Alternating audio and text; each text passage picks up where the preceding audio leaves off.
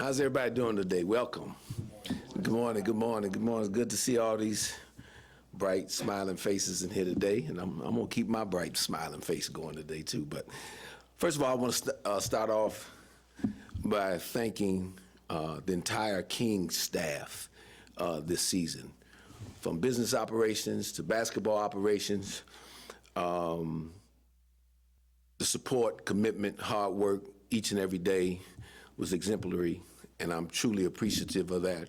And I'm looking forward to many more seasons together as we work towards building this sustainable winner. I also want to say a special thank you to Kings Nation, the Sacramento Kings community, the fan base, for their support throughout a challenging season. But they kept coming out, they kept cheering loud. A lot of times you didn't realize what our record was this year because they were so enthusiastic and invested into this basketball team, and I greatly appreciate that. And as I've consistently said, this year was going to be about evaluating this roster, gaining an understanding that will help inform us as we move forward in the process of building a sustainable winner. Unfortunately, a reality, a fact this year, we were really hit by significant injuries, as you all well know. A number of our core players, starting with Domas Sabonis, he was only able to play 19 games this year. Keegan Murray was only able to play 23 games. Zach LaVine only able to play 39 games, and then after the trade deadline when we acquired DeAndre Hunter, he played a game and a half before he suffered a very freak injury there. So not to use that it's not an excuse, but it's a fact. And all of you who've been around team sports for years understand the importance of being able to establish some sort of consistency in playing together. As a matter of fact, I think we had 34 different starting lineups this year, if I'm not mistaken, and that's very hard to really evaluate any kind of continuity for this group. But hey, that's the reality of it. And what it did, though, and as you all have come to know me, I'm someone who's always going to be looking at the glass half full. So a lot of positives ended up coming out of that, starting with the opportunities that were presented to our younger group. Max Reynaud, Dylan Cardwell, Neat Clifford. I really was pleased with how those young people took advantage of their opportunity. I think each and every one of them got better as the season progressed and got on, gained confidence. Do they still have a lot to learn? Absolutely. And it's reasonable for us to expect that they get better this off season, and that'll be our expectation that we have placed on them to be better as we work towards improving this basketball team. But excited for what they were able to show this year. And in watching that growth and opportunity, that was really one of the main reasons of making sure that Doug Christie came back here as head coach. I think got a chance to see Doug's relentless energy, his leadership that he exhibited with these young guys, his patience, never wavered through, a challenging year. And his work ethic was tremendous this year. And as a young first-time head coach, what impressed me most was his ability to learn, keep going back to the lab each and every day and working on his craft. I'm a former coach some time ago. You don't have to worry about it. I won't be coaching again. But I understand the journey, and I understand what goes into that. And so looking forward to Doug continuing his growth and development along with the players, and so that as we move forward and trust in him and his ability to lead us to the next level of improvement. And with that now, we in our second season. We turn our attention to the draft.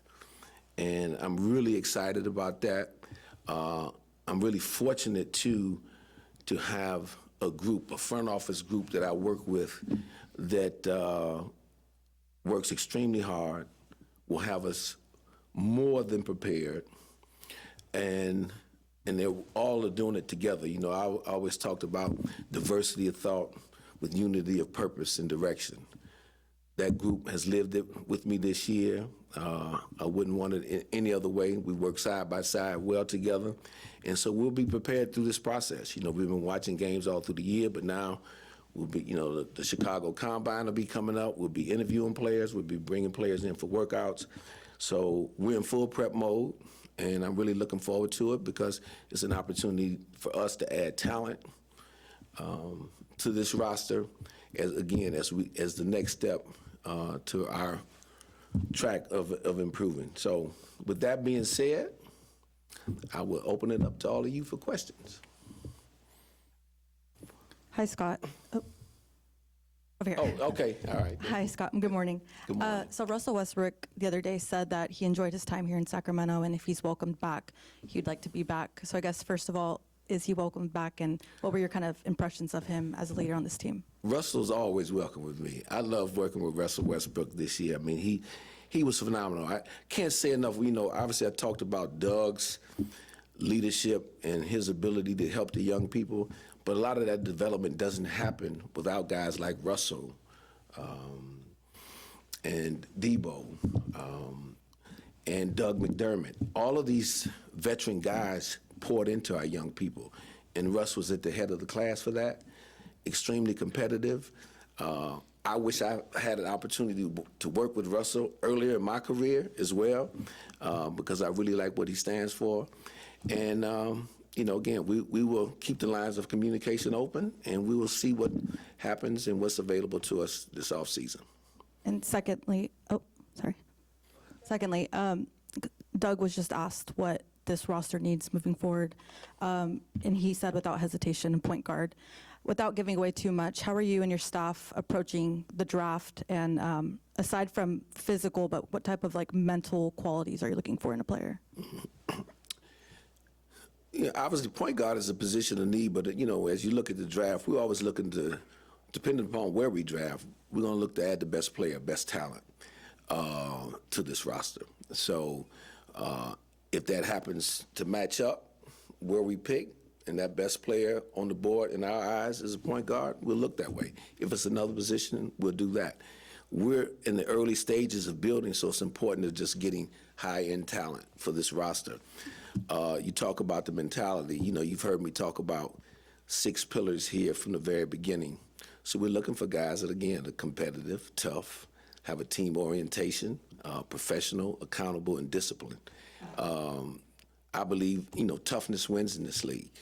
I believe a team attitude wins in this league. All those 6 pillars I talked about are extremely important, and we want guys to want to be a part of what we're building, that buy into that will live that each and every day, will practice that way, playing games that way, assimilate into the community that way.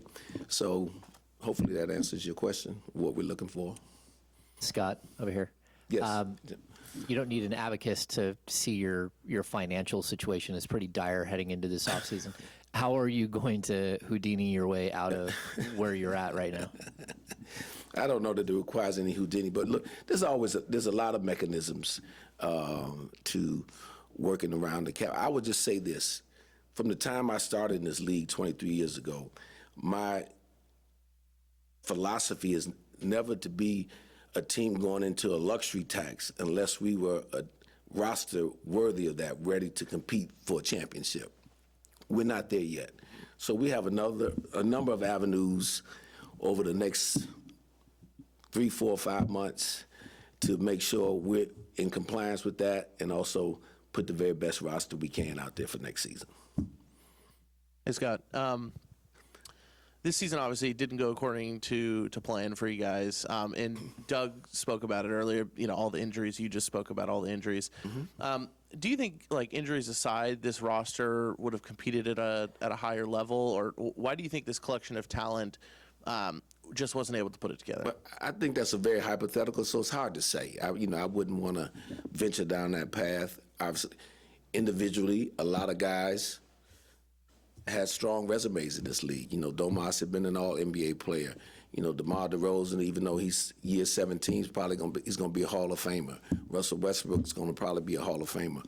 But talent alone doesn't always dictate what happens, wins and losses. You need time to come together. And unfortunately, this group never had time to play together, so we really won't know the answer to that question. Hey, Scott, over here. Okay, all right, Jake. How are you? Good. How you doing? I asked this with the lottery coming up. Are you a superstitious person? No. No, I'm not a superstitious. I let that go a long time ago. During my coaching days, I won my first game. I wore a particular tie. Then I wore the tie the next time, and then we lost 6 or 7 straight. I said, well, superstition out the window. So we'll let the balls fall where they may. Let the balls fall where they may, exactly. When it comes to the draft, though, is this the most important draft this organization has partaken in the recent future? Well, again, it's hard for me to comment on what preceded me. Obviously, the fact that we're in the lottery, where we're positioned to be, still yet to be determined who's going to be in the draft yet. So I really can't talk in much detail until that list doesn't come out until the end of April, around the 27th, of who's actually going to get in this draft. We've read a lot, and people can assume a lot who's going to be in there. But it's very important because it's the next step for us in what we're trying to build here to add real talent. Add at least at minimum a starting level player in this league. And it's no secret that while it takes a culture and environment to help create a winner, you have to have talent that functions within that culture and environment. And so it's important in that vein. Like you just mentioned, hey Scott. Yes. Like you just mentioned, kind of TBD of who will end up entering the draft. But what do you make of the potential names there and the strength of this draft class, specifically in the lottery? Well, again, without being able, because I can't even, comment on particular names, but if all these people enter that you've read about, potentially I think this is a very strong draft class. A lot of good young players on the horizon. Important part for us, which is the incomplete part for us, and you've heard me talk a lot about this, and my staff hears me say this all the time. Can't start making the final determinations till you get a chance to meet a lot of these young people, because that's important. I've said it time and time again. You evaluate the talent, and that's very important, but then there's the person.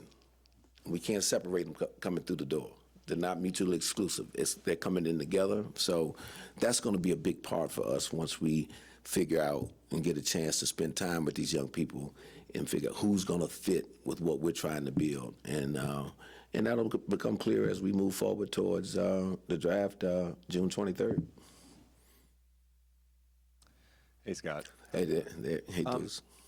You played a lot of the young guys down the stretch of this season, still had one of the oldest rosters in the league. How important going into next year is to get younger? Or how do you kind of strike that balance of having some vets with youth? Mm-hmm.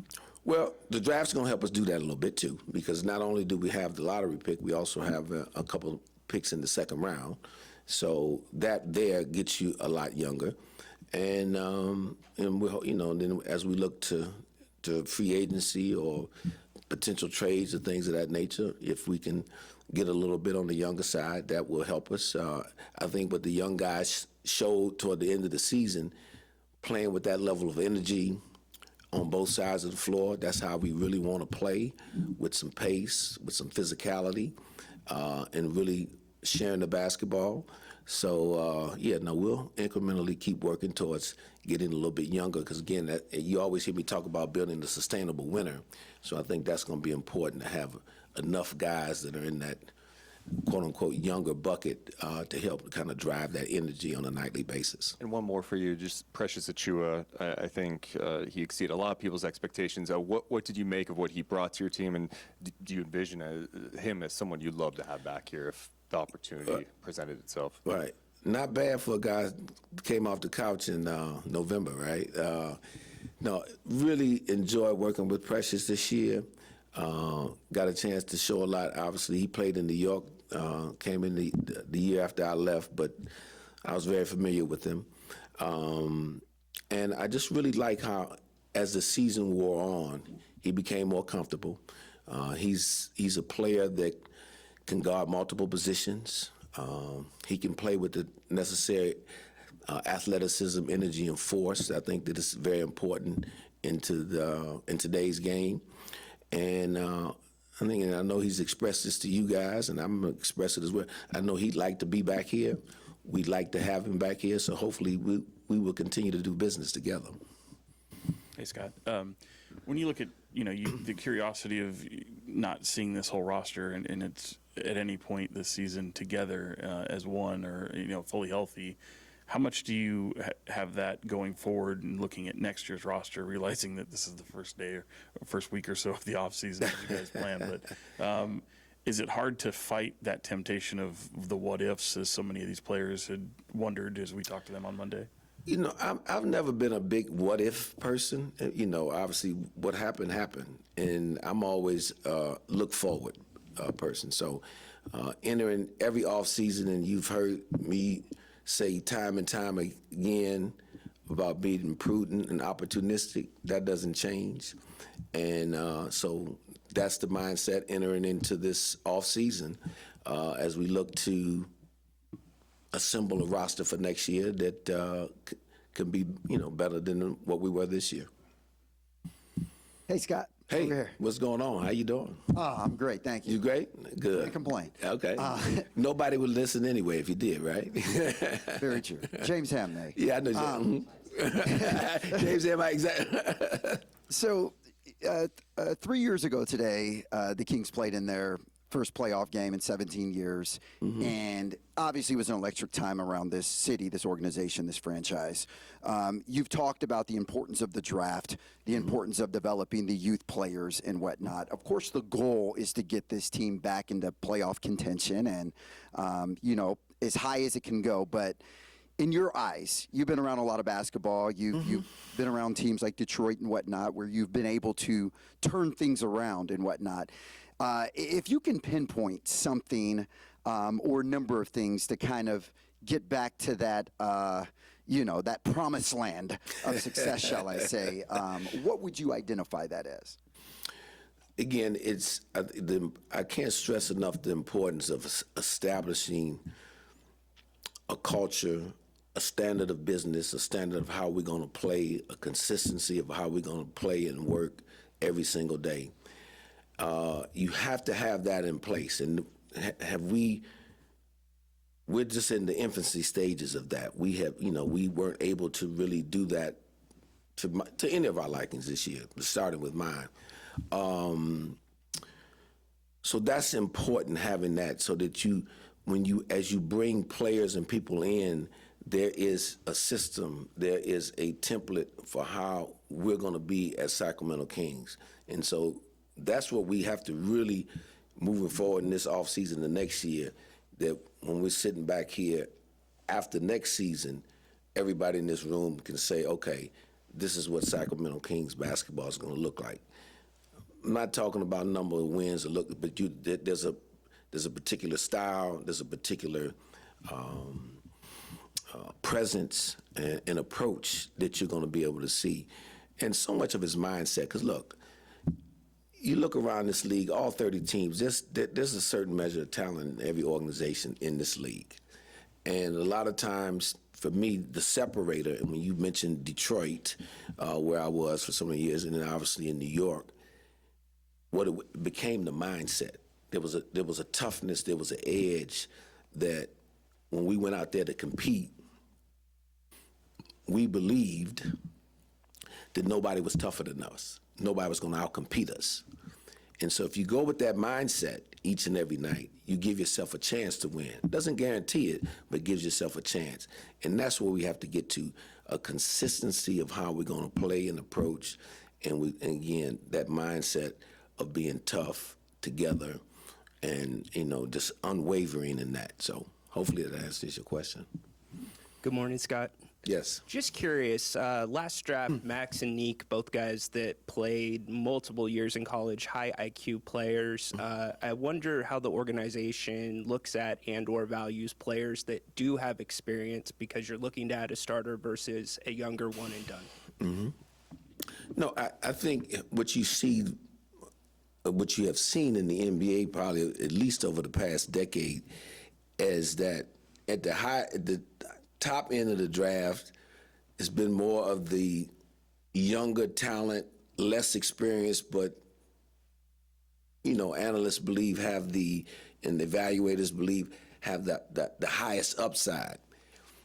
As you get into the areas where we drafted Neek and Maxime, there's very highly productive players in college that have more experience and have more maturity, not just in the game, but just, in life. And I think that's why you do see a lot of those guys when they come in the league. It's like years ago when guys were coming into the NBA with 3 or 4 years in college, they're a little more prepared, both mentally and physically. So, we take each case individually. We value both. We value the young and high upside, and that's the importance of development. But we also value, as you could see, this draft class, guys were all 4 or 5 year guys, and I think they more than represented what we want to stand for this year. And then, our challenge to them and what I know they want to do is build on that. And then last one, just curious, last season coming into camp when you inherited the roster, it was a little bit guard heavy. Now it looks like there could be a little bit of a logjam at the forward center position. Is bringing balance to the roster a big priority this offseason? Well, you always search for balance in your roster. Again, I think you have to seize whatever opportunities in front of you. And but ultimately, when we get the final group together, when we talk about that sustainable winner, and whoever mentioned over here about getting, James, about getting back into the playoffs one day, my whole pledge about a sustainable winner, I want to build a group that once we're able to get there, we can stay there for a while. I don't want to be a one-hit wonder or flash in the pans. That's why you hear me talk about brick by brick, steady, slow approach, and not to get too, worrying about making the flashiest moves. I want to build a very strong and solid foundation, and there's, a number of ways to do it, and we're going to exhaust every avenue that we can to do that. Hey, Scott, when you look back at your rookie draft class from this season, they were able to produce, some heavy opportunities that they were given. Is this one of the better draft classes that you feel like in your time as a GM or just decision maker that, you were able to get a lot of juice out of that squeeze? I'm proud of the group, not only what they, started to accomplish as players, but just their growth, their approach. I think it's a little bit TBD, though. We what they accomplished this year means nothing for next season unless they come back better and help us get better. So it's a little bit TBD that way, but they're off to a very good start, encouraged about what they do. And I think the beauty in all 3 of those young guys is that they want to be better, they want to be challenged, they want to be coached hard.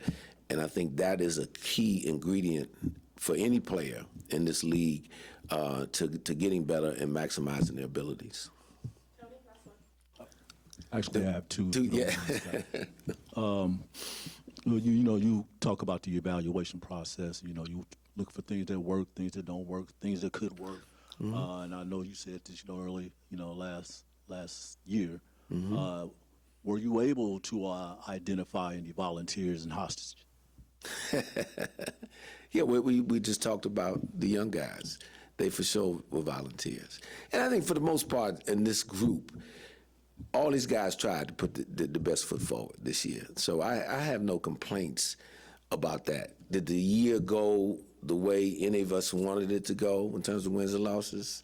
Of course not. But I don't think you can ignore the amount of time missed by such key players. When I mentioned those 3 players, and if you add Hunter in there after the deadline, those are 4 of your top 6 scorers on your rosters, 6, 7 scorers, right? And so that's difficult to make up for. But in terms of their mindset and approach, their attitude, that was the one thing. And matter of fact, DeMar DeRozan made that comment to me on the way during his exit meeting is saying, through all the difficulty of some of the losses and things this year, the group never broke. They stayed together. And you could kind of see that. And again, I think it was a testament to Doug and his ability to have the same energy coming the next day to practice, regardless of what had transpired the night before. I also know, we've been talking about the draft for the last few minutes too, but and you have mentioned, of course, of time about other teams and what they're doing and the way the league is going. The OKCs and the Indiana, at least what they were, the season before.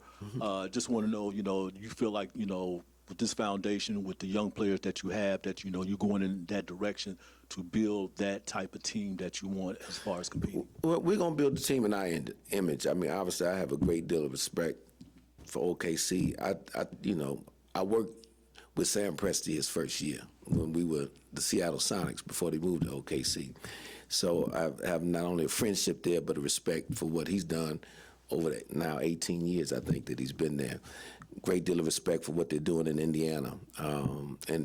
But both of those places you mentioned, it's taking time and patience, and that's from everybody that's involved in this project. It's an organizational patience and dedication and commitment to doing this thing the right way. Both of those places have that. We're going to have that here, and that's how we're going to continue to keep building. We're just in the very beginning stages of it. You're looking at teams that have used multiple drafts, multiple trades to get to where they're at right now. We're just in the beginning part of that. Thanks, everyone. Thanks, Scott. All right. Thank you.